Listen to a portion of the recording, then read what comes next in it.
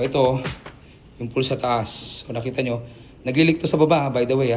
So malaki ang posibilidad na may structural issue to. At wala pang 1 taon tong swimming pool na to. October lang to, hindi na nagpaparamdam yung contractor niya. At ito pa masaklap. Tingnan nyo ginawa. Sinemento yung skimmer. Okay?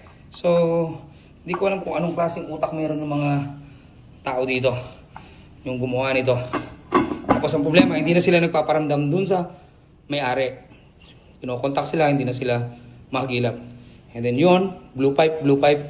So, kung anong klaseng trabaho ang meron sila dito.